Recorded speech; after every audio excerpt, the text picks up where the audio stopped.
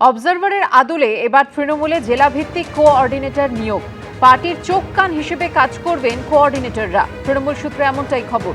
৩৫টি সাংগঠনিক জেলায় শতাধিক কোঅর্ডিনেটরের নাম প্রকাশ। ব্যতিক্রম বীরভূম, এই জেলার দায়িত্ব পালন করবে কোর কমিটি। মুখ্যমন্ত্রীর ভবানীপুর ও পুরমন্ত্রীর কলকাতা বন্দর কেন্দ্রের দায়িত্বে প্রিয়দর্শিনী হাকিম। শুভেন্দু অধিকারীর কেন্দ্র নন্দীগ্রামে কোঅর্ডিনেটর রাজীব বন্দ্যোপাধ্যায়। উত্তর হাবড়া ও অশোকনগর কেন্দ্রের দায়িত্বে জ্যোতিপ্রিয় মল্লিক। জোড়াসাঁকো চৌরঙ্গিতে কোঅর্ডিনেটর হিসেবে কুণাল ঘোষকে নিয়োগ করা হয়েছে।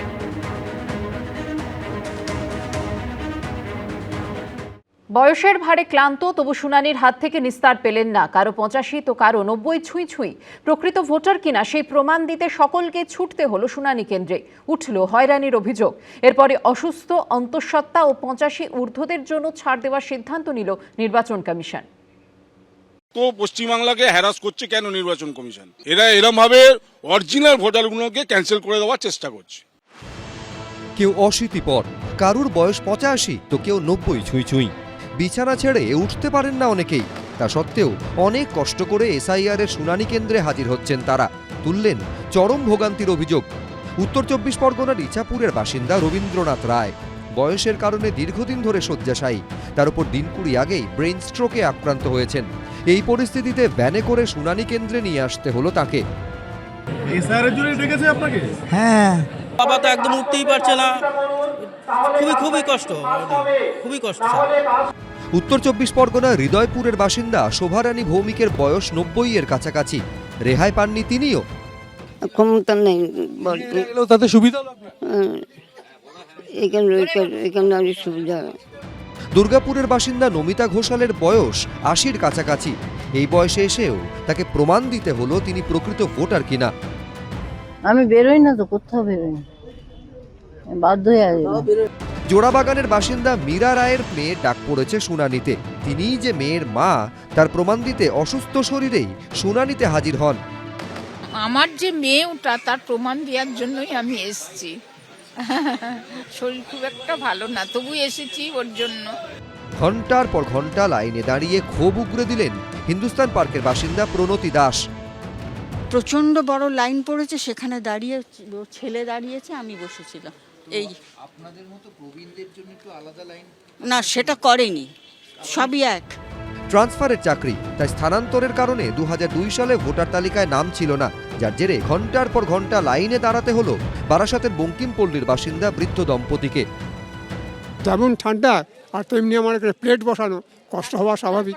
উনি শ্বাসকষ্টের পেশেন্ট, তারপরে উনি হ্যান্ডিক্যাপ। আমাদের এখন ডেকেছে, আমারও বয়স কম নাকি, 72 বয়স আমার।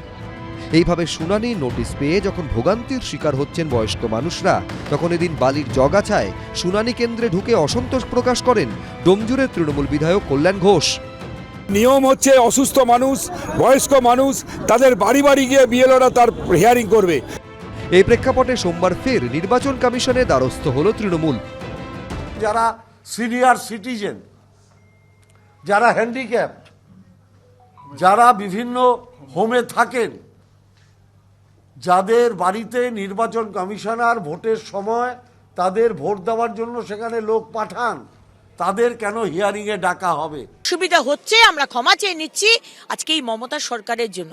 তাদের যে নন কোঅপারেশন এবং কমপ্লিট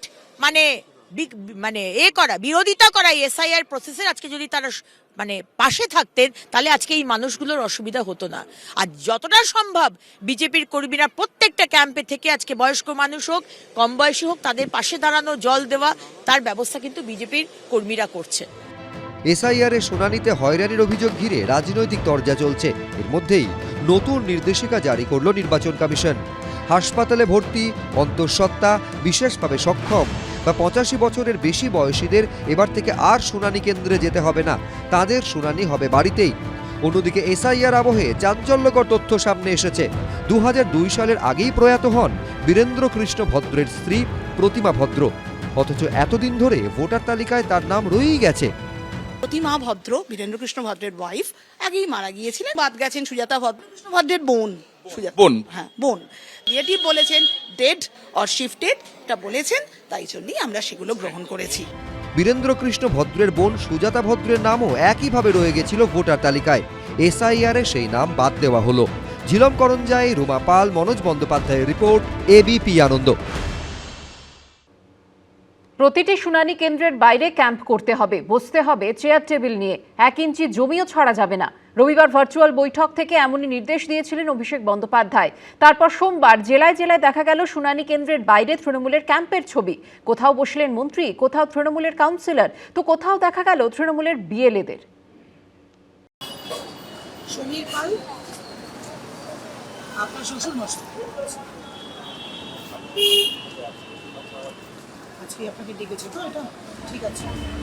এসআইআরের শুনানি পর্বে ভোটারদের সাহায্যের জন্য ক্যাম্প চালু করতে রবিবারের ভার্চুয়াল বৈঠকে নির্দেশ দিয়েছিলেন অভিষেক বন্দ্যোপাধ্যায়।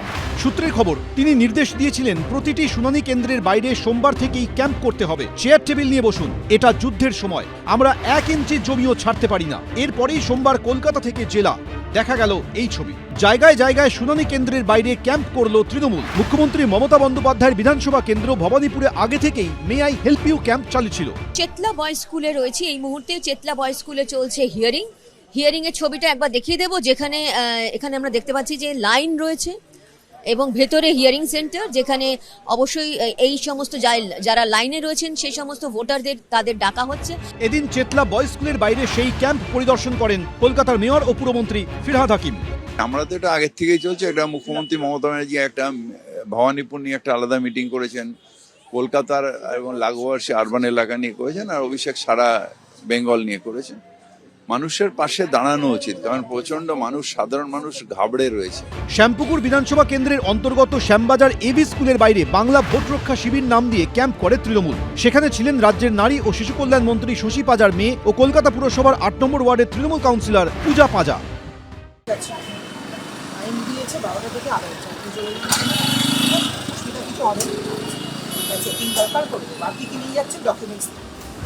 অভিষেক বন্দ্যোপাধ্যায়ের নির্দেশের পরে এদিন বাগবাজার মাল্টিপারপাস স্কুলের শুনানি কেন্দ্রের বাইরে ক্যাম্প করেছে শাসক দল।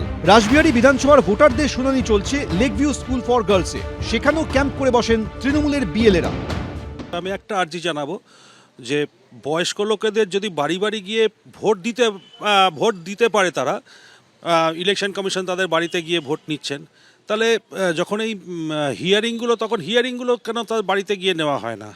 প্রচুর বয়স্ক লোক, যারা 80-র ঊর্ধ্বে এরকমও লোক এসছে, লাঠি নিয়ে এসছেন। আমাদের ভীষণই কষ্ট হয়েছে এবং এত লাইন হয়ে গেছে, প্রায় 2-2.5 ঘন্টা ধরে লাইনে দাঁড়িয়ে থেকে তারা তাদের নিজস্ব কাগজপত্র জমা দিয়েছেন। এটা আমাদের কাছে খুব খারাপ লেগেছে, যে এটা হওয়া বাঞ্ছনীয় নয়। সূত্রে খবর, রবিবার ভার্চুয়াল বৈঠকে অভিষেক বন্দ্যোপাধ্যায় আরো বলেন, মানুষকে দরকার হলে বাড়ি থেকে তুলে নিয়ে গিয়ে টোটো অটোতে করে শুনানি কেন্দ্রে নিয়ে যেতে হবে। মানুষ দেখুক একমাত্র তৃণমূলই মানুষের পাশে থাকে, তারাই বিচার করে দেখবে কে তাদের পাশে থেকে শুনানিতে নাম তুলতে সাহায্য করেছে। এরপর এদিন কোচবিহারের দিনহাটা 2 নম্বর ব্লক অফিসের বাইরে তৃণমূলের ক্যাম্পে দেখা যায় উত্তরবঙ্গ উন্নয়ন মন্ত্রী উদয়ন গুহকে। একে নতুন করে প্রমাণ দিতে হবে যে এই লোকটা ভারতবাসী, একা এর নড়ার ক্ষমতা নেই। তাকে ডেকেছেন, ভালো করেছেন, এবার তাকে একটা লোক দিয়ে বিএলএ2 গিয়ে সাহায্য করে। বিভিন্ন জায়গায় বিভিন্ন তৃণমূল কংগ্রেসের নেতা, বিধায়ক, মন্ত্রীরা যেভাবে এই প্রসেসকে বাধা দিচ্ছেন, যেভাবে তারা যে কোনো মূল্যে হিয়ারিং বন্ধ করবার চেষ্টা করছেন তাদের জালিয়াতিকে ঢেকে রাখার জন্য, তাহলে সেটা যদি নির্বাচন কমিশন শেষ করতে না পারে, আমরাও প্রয়োজনীয় ব্যবস্থা নেব পশ্চিমবঙ্গে, তাহলে নির্বাচন হবে না। এরপরে যদি নির্দিষ্ট তারিখে নির্বাচন না হয়, তার জন্য দায়ী থাকবে তৃণমূল কংগ্রেস। যদিও নির্বাচন কমিশন সূত্রে জানানো হয়েছে, গাইডলাইন অনুযায়ী শুনানি কেন্দ্রের ভিতরে বিএলএরা থাকবেন না, তবে বাইরে থেকে নথি সংক্রান্ত বিষয়ে ভোটারদের সাহায্য করা নিয়ে বিএলএদের উপরে কোনো নিষেধাজ্ঞা নেই। আবির দত্ত, দীপক ঘোষ, শুভেন্দু ভট্টাচার্য, এবিপি আনন্দ। এবিপি আনন্দ, এগিয়ে থাকে, এগিয়ে রাখে।